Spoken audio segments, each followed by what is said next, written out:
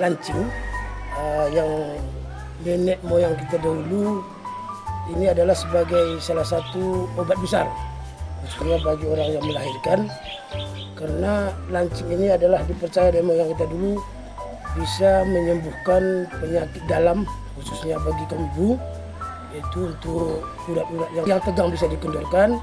Kemudian selain itu bisa memulihkan bagi yang bengkak, barangkali ada yang bengkak bisa ini mengobatinya. Itu makanya ini adalah naka lancing ini digunakan oleh nenek moyang kita secara turun-temurun, yang bahwa itu gunanya adalah bagi orang yang baru melahirkan. Kalau bahasa singkilnya kita katakan ini adalah untuk pelepas hewan. Nanti dikonsumsi biasanya 7 hari sebelum keluar dapur.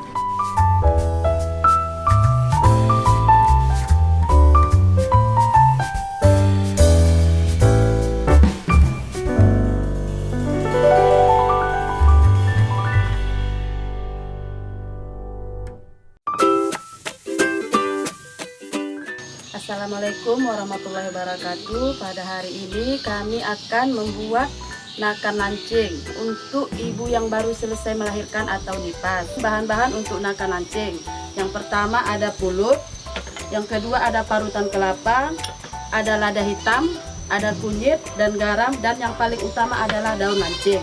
Langsung saja kita tahap ke pembuatannya. Yang pertama kita peres dulu parutan kelapanya.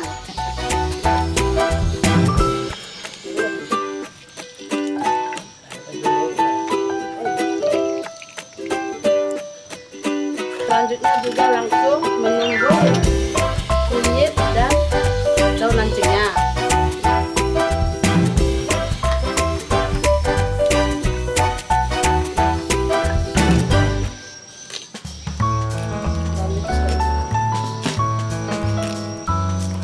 Tak perlu dicampur apapun, cukup 2 bahan tersebut.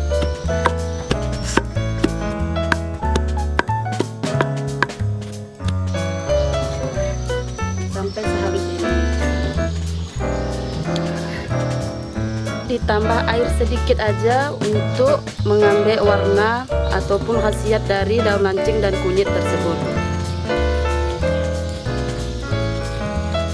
Kita saring agar mendapatkan hasil yang maksimal dan mendapatkan sari dari daun lancing dan kunyit tersebut. Selanjutnya tahap pemasakan.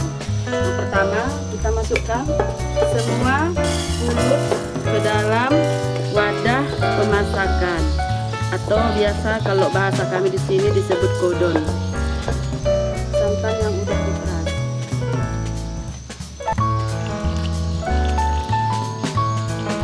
Selanjutnya sari dari lancing dan air dan kunyit. Lada hitam yang sudah dihaluskan. Garam secukupnya. Semua bahan kita aduk sampai rata. Selanjutnya kita masak langsung di kayu bakar secara tradisional.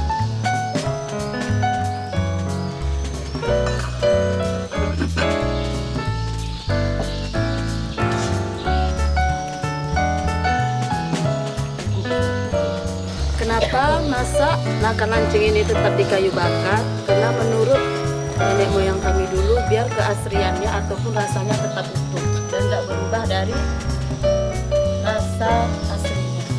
Sudah terlihat masak, ini sudah bisa kita sajikan dan untuk kita cicipi.